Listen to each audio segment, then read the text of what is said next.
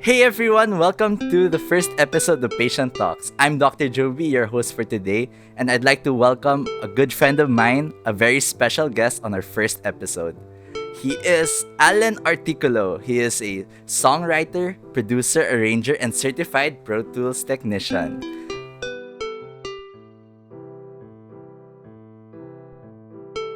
So, Alan, what do you do in the music business? What like you do arrangement, you do songs. What do you do? Can you explain to me? Yes, first and foremost, what I do, yeah, it's actually a timeline. It's not really like a static thing that I like because I did change careers, but it's still under the umbrella of music. So my first career would be uh, like a wedding singer. Yeah, I was a wedding singer back then when I was a teenager. So that was, yeah, wedding singer. Um, because in our church they really wanted people to sing love songs, even though they're very conservative. They allow me like to sing songs, and at the same time, I didn't really get paid for it at first, but I really did enjoy the whole gigs until I have graduated. But we're gonna go there later.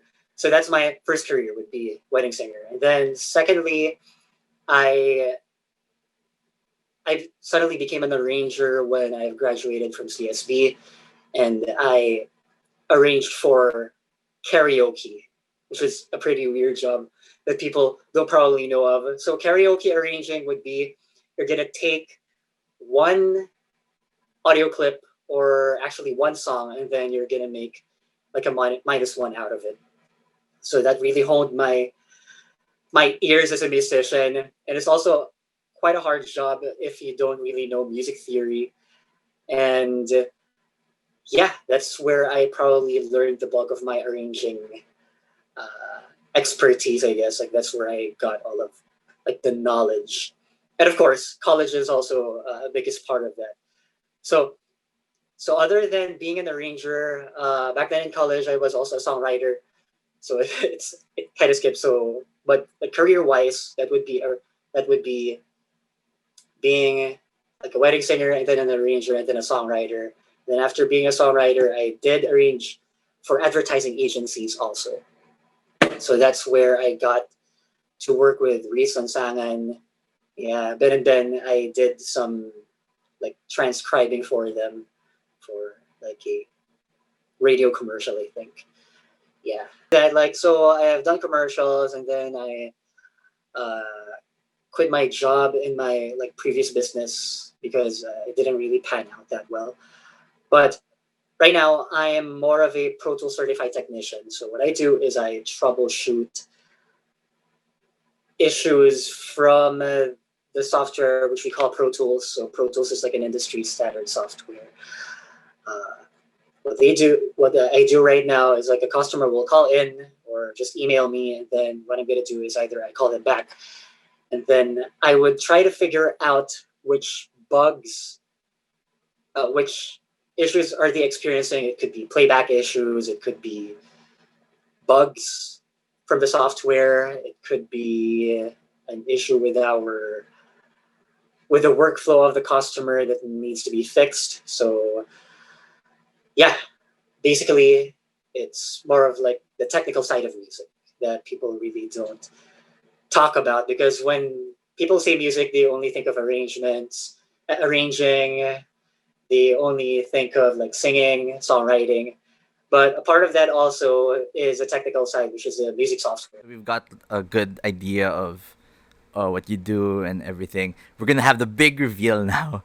So, Alan, my good friend, he has Yeah, ADHD. So, because being an adult with ADHD is not as common as people know. Because usually when people talk about ADHD, they would just think about more of children, more of the pediatric age group. But Alan is an adult living with that ADHD. is true. Yeah.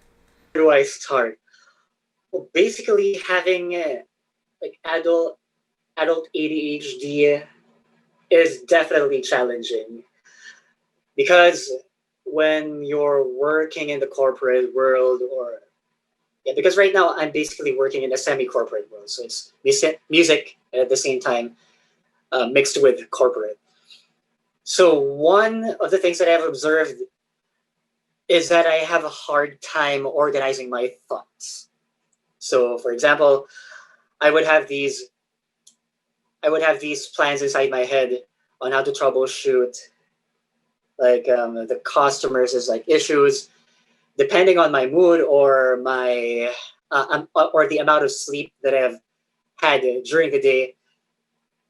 My my memory and also my concentration would vary. So, for example, if I haven't slept, a normal person would still be able to push through, but personally for me, I would have like it would be three times as hard to accomplish the same task as someone who lacked sleep but is normal. But for someone who has an ADHD, I really need to put myself like in another room and actually try to meditate a little bit and like focus. Okay, so what will be the task that I'm going to do right now? And then I need to break it down visually inside my head. So I always had to do that. So second of all, it's also hard to talk about ADHD as an adult because most people do expect you to get your life together by like what the age of 25 or 31, 32. Yeah. So that's the hardest part. And I don't usually explain it to other people because I kind of fear that I might get stigmatized, or maybe they're gonna think that I'm just nag-iinarte, or or Nag-inert just na. plain like, or because like, yeah, nag-iinarte, that's like one of the things that I always hear from people. So, but yeah, so for that one, I just keep it to myself. Yeah, and then when the time comes that I really needed to open it up to my coworkers, then I'll open it up, but only to those people whom I trust. So at work. So that's You've opened up to all the viewers today, so such a brave thing to do. yeah. It makes me feel, yeah. That's also one of the things that's also hard whenever you're gonna open up about like mental health issues, since it's basically like an invisible force that people don't really see. Yeah. uh, it's really hard for you to describe what's happening inside your head. But I think it's really essential and it's brave for other people to do that, because that's the very first step, is to be honest about it. So yeah, to be honest about your lapses and all that stuff. And I'm still working on it right now, but at least I guess it's, yeah. When my mom and dad at least knew about it, when they told me about it, yeah, a heavy weight has been lifted off of my shoulders, but not immediately. It took some time in order for me to uh, get used to the idea that, oh, okay, that's why this is happening. How old were you That's why I'm when lapsing. they told you? How old were Oh, you when they at a told you? pretty early age, yeah, I think I was probably 7 to 8 years old that time. But it didn't really sink in because when, yeah, because I'm really hyperactive during that time, and then my mom would give me these lectures about ADHD. Hey, Alan, by the way, do you know why you're hyperactive? Uh, what about it? My mom would tell me, uh, well, because you have ADHD, you're hyperactive. Okay, nice. But it didn't really sink in at first. It's more like I thought it was just normal until it manifested in high school. Like it was such a profound realization for me because whenever I see some of my friends who are excelling in their studies, I would always wonder, why is it that they have an easier time focusing, but whenever I try to focus on one task, it seems like my mind just goes in different directions, like 1,000 directions or 100 directions. So whenever I focus on like 4 plus 4, 4 plus 4, yeah, it's probably 8. However, However, a four kind of looks like a sail. So what if you put four and a D together? It kind of looks like like a boat. So yeah, those like silly thoughts, silly intrusive thoughts just Yeah. go inside my head, and then I would okay, okay, we need to focus, and then another uh, set of thoughts will manifest themselves, and then yeah, I will end up just looking at the same problem for probably 1 or 2 hours. So those kinds of stuff. So that's how school went. So like, did you struggle in college? Yes. Yes, I also did struggle in college. But not to flex or anything, but back then in college, I was a class president, and they did know they did know about my ADHD, but they've always seen me as like the guy who always excels in my studies. But in fact, the reason why I excel in my studies is because I'm just so afraid um, of not performing well. So I would always spend my time at the library just reading just reading the same passage over and over again until I get it. Yeah, so that's the part that I guess I didn't really open up to people back then because yeah, we were so focused on just like passing all of my studies, all of my like courses. But now that I realize, yeah, now that I think about it, yeah, it's pretty hard actually. The focusing part especially, Yeah. and you lack sleep. That's the essential part. And I didn't really know about meds during that time. I just I just knew that I had ADHD, but I didn't really take meds because during that time we were having some financial difficulties also Mm. as a family. So I had to self remedy. Did you do any other non, like, we call this non pharmacological treatment? So did you try any special education? Were you enrolled in any programs or? Hmm. My mom, no, actually, they didn't get, yeah, my mom didn't give me any non pharmacological treatments simply because she had this fear that if I take Ritalin, it might shrink my brain. That is like a prevailing uh, like misinformation Yeah. that I've received, I guess, when I was young. That taking meds is a no. It's gonna shrink your brain. You're gonna be dependent. You're gonna end up like a drug addict that you see in like on like YouTube videos. So that's why she didn't give me any treatments. However, what she encouraged me to do was when I was in high school, just focus on like mindfulness Mm-hmm. meditation. Actually, she told me to like just breathe in and out and just like focus on the task at hand. But I didn't know what that was before. Mm-hmm. So, and then right now I just knew that it was just mindfulness. So when I went to college, that's where I started like researching, tried asking myself, okay, so if I'm going to study, I need to have a plan in mind. So I need to follow like my I guess I need to outline it first, and then once I outline it, I need to just yeah. Since the chunks are now broken down, yeah, I just need to focus on one task and only that task, and then until I move on to the next. So yeah, and also one thing is also mnemonics. So mnemonics, I would I would always play this game with myself where there's like a list of things that I have to memorize. So let's just say like a musical piece or like a notable composer during that era. So let's just say Mozart.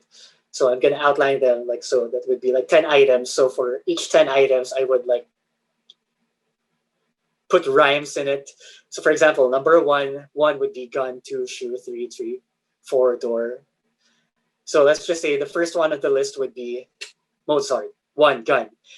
So gun and then Mozart. I need to like combine both of them, and then gun and then Mozart is like has a gun and he's conducting with a gun. So That's so really, that that's kind something of else. or or number two Shu, yeah, number two Shu, who's gonna be the composer for that? Let's just say Beethoven. So I would think of like Beethoven wearing this Adidas shoes. So it would be memorable for me. It's really absurd, but like that's how I memorize before in college. And once I memorize it, it's not gonna be. It's pretty hard for me to forget it. So I need to find like some workarounds, I guess, to that will highlight my strength as an ADHD, but at the same time also accomplish the task. So I need to play like some mini games with myself in order to cope. And and yeah, one last thing that really helped me so much would be mind mapping. Yeah, I don't really have the graph right now with me, but whenever I mind map all of the outlines that I have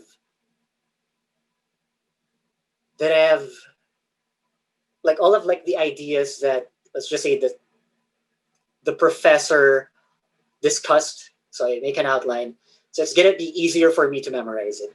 I don't know why, but there's something about like mind mapping that makes it memorable. So it's more of like when I see one topic and then all of the branches are just scattered, it's easy for me to like navigate through it. So I guess it's called mind map for a reason. All right. So, do you remember the big day, like the big diagnosis when you found out, like the doctor's visit, the way there, or like, can you give us a quick story about that? Thank you for asking. It happened right after I've graduated from CSV. Yeah, I didn't get diagnosed by a doctor when I was 7 years old. My mom did the diagnosis for me, but when I've graduated from college, I've had like such an existential crisis. I would always question myself, ask myself, well, maybe baka nga nag-iinarte lang ako. Maybe it's just me thinking that I'm ADHD, but I'm actually not. And there was also a time where my mom and dad are also telling me, hey man, I think you're pretty much out of focus most of the time right after you've graduated. Are you really okay? And I was telling myself, yeah, actually, maybe I'm not okay. So I probably need to go to a psychiatrist to get myself some Ritalin so that I can experience it myself. I'll be the judge of it. Because a lot of the times my mom and dad like told me, no, do not get medication. So which I think is also a bad thing to tell your to tell your kid, I guess. Because at least you have to tell them the pros and cons. Mm. But I of course I can't blame my parents for that because they didn't know any better. I mean, even I myself, like I am pretty hipster by nature, like I would always try like the natural ways first. But anyway, excuse me for digressing. So the whole thing, it's like I went to Medical City and yeah, I've set up an appointment and then went to Medical City and then I was just anxiously waiting. Uh, and then finally my name was called and then I went to the room and then the psychiatrist asked me. So he told me, oh, by the way, so hey, Alan, how are you doing? Good, thank you. Typical introduction. And then he just asked me some questions, and then I told him about my childhood that I've had a hard time focusing. Yeah, and my mom had to encourage me to do music, to curb my hyperactivity. And then right then and there, he told me, "Hey, man, I think you probably might have ADHD. I can already see it. You're fidgeting right now, and yeah, you're a compulsive talker." But he said it in like a very gentle manner. He didn't say it like you're a compulsive talker. Shut up. No, it's not that. But yeah, and then it shed some light. Like it's pretty reassuring for me that a doctor told me that yeah, with his diagnosis that oh okay, so Alan, I think yeah, you do have ADHD. All of the symptoms here on my list, yeah, I've checked all of them, and definitely, yeah, you definitely have it. So then, okay, then, so what would be like my remedy for this? Because I've been struggling so much for the past years. just like focusing. So he just told me that, yeah, one thing that you need to do, first of all, you have to stabilize your sleep. That's really important. Secondly, you also have to eat a lot of protein, which I've already heard long before, but I didn't really follow that advice. So, thirdly, you also have to focus on whatever passion you have or whatever things that you're interested in. So, for example, music. So, you need to focus on music because that will anchor you to have a routine so that you don't become too scatterbrained. And I did all of those things, and lo and behold, it was, yeah, definitely it's pretty hard, at first. But when I when I've established those habits, it's pretty easy for me to, I guess, get my life together than before because there's like a roadmap that's provided Yeah. already. And at least, I guess the part of it would be like the assurance that, okay, these are scientifically proven steps. Yeah, pretty basic things that you can do at your house. And yeah, you'll probably see your anxiety just go down Mhm. little by little. And it worked. It worked. I still sometimes fail, but at least now I have a roadmap, so that's what's important. Yeah. That's really great.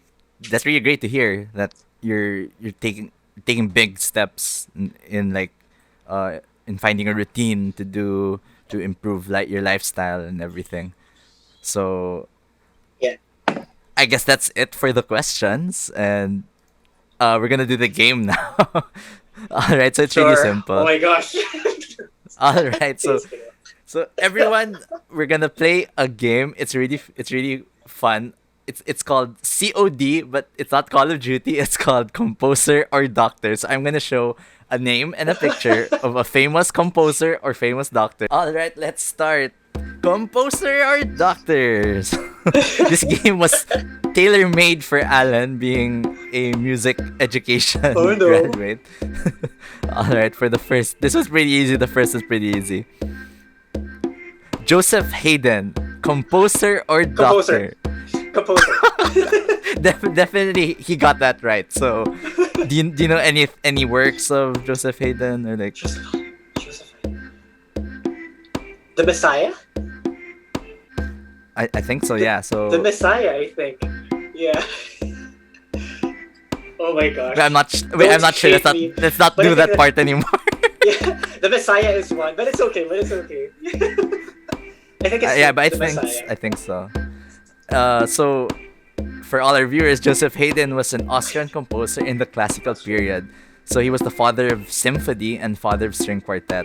And he was around in 1732 to 1809. So Alan Yeah. gets first one right, so his 1 point. All right, let's go to the next.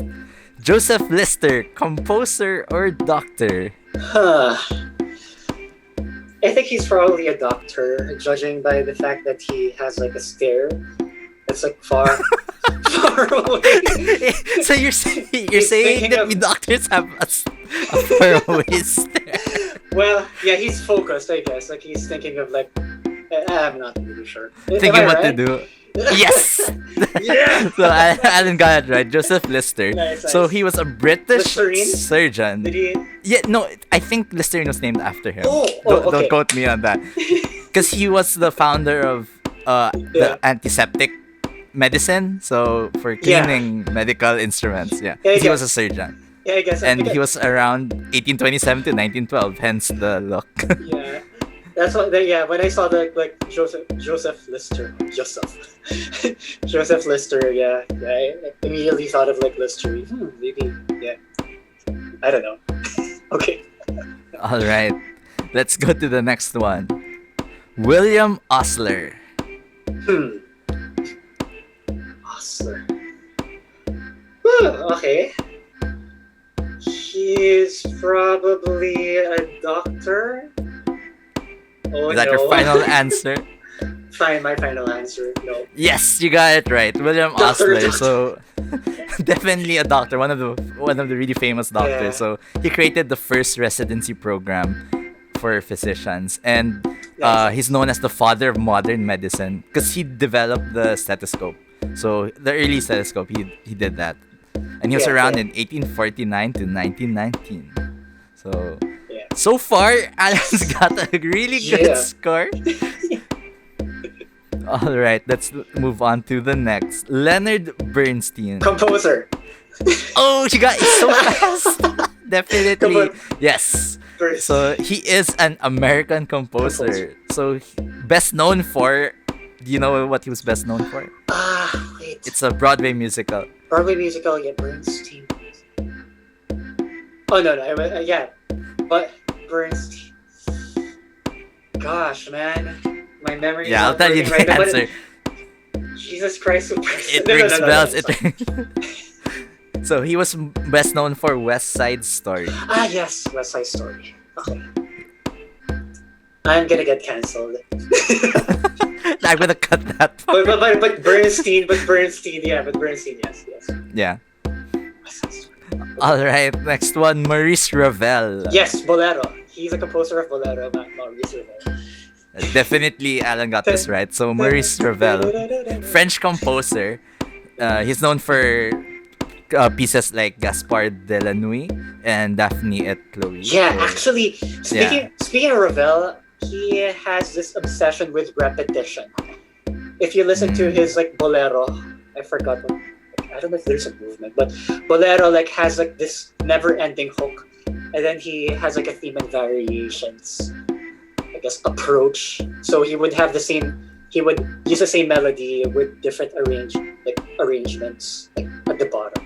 Yeah, pretty so interesting. you could say he was like the first pop composer because he had a lot of repetition. Probably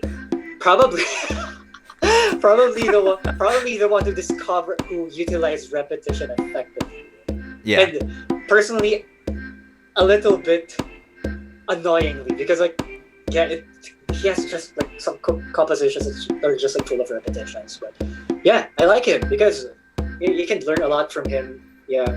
Pop composers can probably learn from him, use him as a reference. But nowadays, that's called cultural appropriation, I'm just kidding. But anyway, Maurice Ravel. He gets compared a lot to Debussy because they were like sort of the same era, right? Debussy, Claude Debussy, and Maurice Ravel. Yeah. All right, let's go to the next one. Edward Jenner. This is neither a doctor nor a composer. He's probably like the grandfather of no, just kidding. Kylie Jenner, just kidding. What am I saying? But no, he's definitely a doctor. Yes, so definitely Edward Jenner. He was an English physician, so he pioneered the smallpox vaccine. So which was considered the world's first vaccine. So, and if you see on the picture, there's a cow because that's where he got it from. So, all right. Actually, yeah. And last, Jon Snow. Is he a composer or a doctor? Not the Game of Thrones actor. Jon Snow.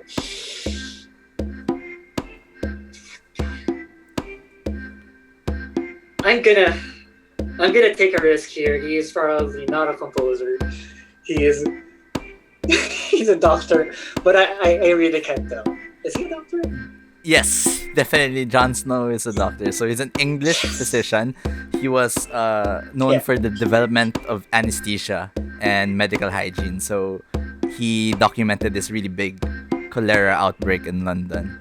So he was around 1813 to 1858. Sadly, he died really young. Yeah, that's his like version of Winter is Coming. In London, it's like going around telling people like cholera is coming. Cholera is coming. All right, so that's it. So that's all I have for you. Yeah, and I aced it. You aced it, Allen. Music producer, songwriter, ace the composer or doctor game I had for him today. So definitely his education has paid off, guys. So, yeah. So I did. That was fun. All right. So before we end, do you have anything to plug? Like, do you have ongoing projects or like? That's a good question. Hold on. I think you can follow me on.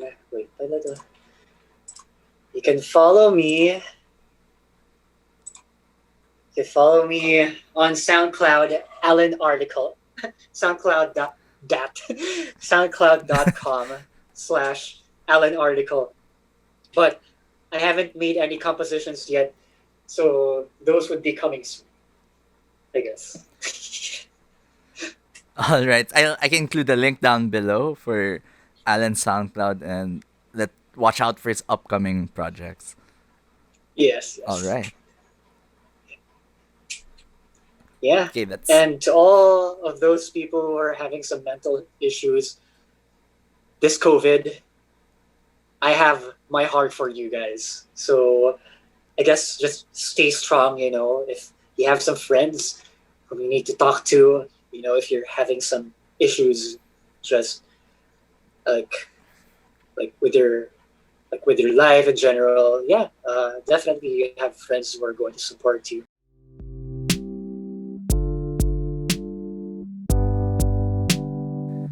Hey everyone, thanks for watching. So that was Allen Articulo, good friend of mine. If you like what you saw and you enjoyed our talk today, why don't you give a like and a subscribe, and I'll see you soon.